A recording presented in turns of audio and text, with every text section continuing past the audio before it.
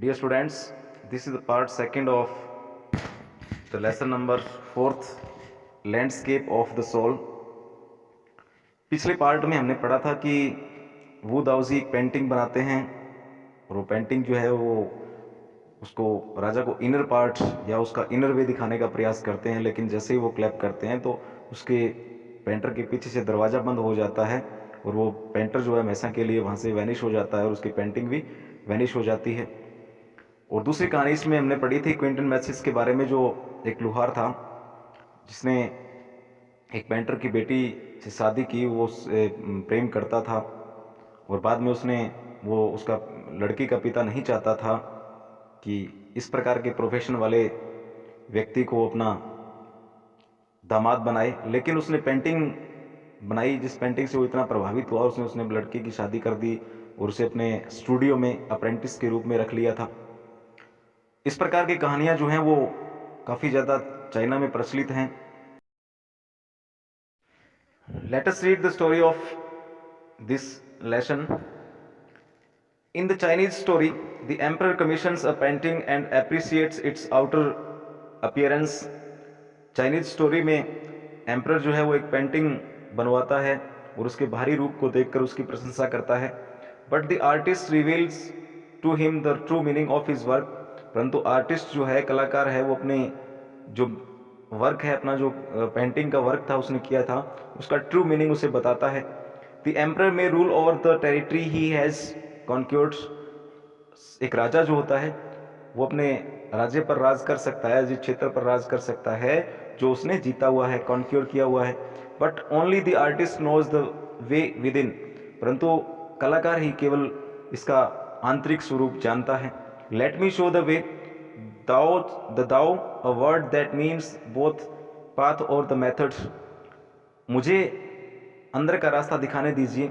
दाओ के ये शब्द इस बात को प्रमाणित करते हैं कि किस प्रकार से उसने वो पेंटिंग बनाई थी, वो असली अर्थ बताते हैं, इसके दोनों रास्ते बता सकते हैं या उसके दोनों तरीके बता सकते हैं, आउटर अपीयरेंस का और इनर अपीयरेंस का। And the mysterious works of the universe, और संसार की जितने भी मिस्टीरियस वर्क्स हैं उनके। The painting is gone but the artist has reached his goal beyond any material appearance. यानी पेंटिंग जो है वो वैनिश हो चुकी है, परंतु आर्टिस्ट जो है वो अपने गोल पे पहुंच चुका है बिना किसी मटेरियल अपीयरेंस के, यानी बिना किसी बाहरी दिखावे के वो अपने गोल पर आसानी से पहुंच जाता है। A classical Chinese landscape is not mean to reproduce an actual view. एक पौराणिक चीनी चित्र का लक्ष्य वास्तविक जो एक्चुअल व्यू होता है वो प्रस्तुत करना नहीं होता है, रिप्रोड्यूस करना नहीं होता है। As would a western figurative painting, जैसा कि एक पश्चिमी चित्रकार अपनी सदा वास्तविक जो है एक फिगरेटिव पेंटिंग प्रस्तुत करता है, वास्तविक चित्र प्रस्तुत करता है। Whereas the European painter wants you to borrow his eyes and look at a particular landscape exactly as he saw it.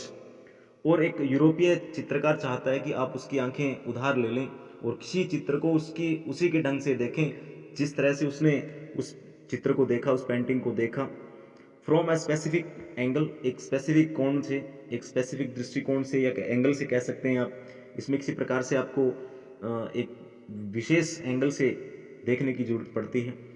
The Chinese painter does not choose a single view point.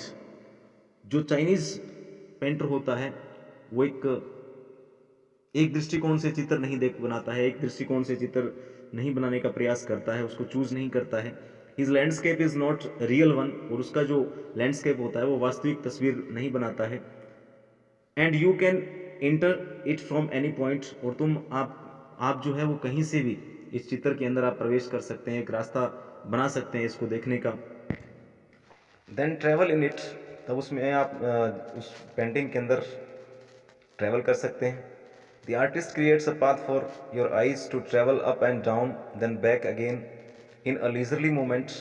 और जो चित्रकार होता है वो आपकी आंखों के लिए एक साफ रास्ता तैयार कर देता है और आप अपनी इच्छा अनुसार आंख को इधर उधर ऊपर नीचे घुमा सकते हैं, फिर वापस आ सकते हैं। This is even more true in the case of horizontal scroll. और ये हॉरिजॉन्टल स्क्रॉल के मामले में, या हॉरिजॉन्टल जो पिक्चर्स होती हैं, स्क्रॉल होता है, उसके अंदर भी आप इसके लिए ये बात बिल्कुल सच्ची साबित होती है।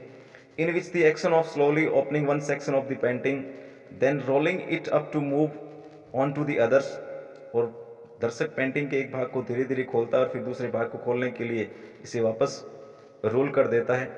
Adds a dimension of time which is unknown in any other form of painting, और जिसमें क्या होता है, इससे दर्शक के अंदर एक भावना पैदा होती है कि वह अलग अलग स्थानों पर, अलग अलग समयों पर, अलग अलग स्थानों में पहुंच रहा हो, अलग अलग जगह पे जा रहा हो। It also requires the active participation of the viewer who decides at what pace he will travel through the painting। इसमें दर्शक की जो एक्टिव पार्टिसिपेशन है उसकी ज़रूरत पड़ती है, और दर्शक स्वयं इस बात का फैसला करता है कि वह किस पेस से, किस गति से इस पेंटिंग को देखना चाहता है। A participation which is physical as well as mental, एक ऐसा पार्टिसिपेशन जो होता है वो फिजिकल होने के साथ साथ मेंटल भी होना चाहिए, मेंटल भी जरूरी है। The Chinese painter does not want you to borrow his eyes, और चाइनीज जो पेंटर होता है वो आपसे ये नहीं चाहता है कि आप उसकी आंखें उधार लें या उसकी दृष्टि से देखें। He wants you to enter his mind, वह चाहता है कि आप उसके मन में प्रवेश करें, या उसकी दृष्टिकोण से, या उसके जिस मन से वो देखता है, जिस माइंड से वो देखता है, उस माइंड से आप उस पेंटिंग को देखें।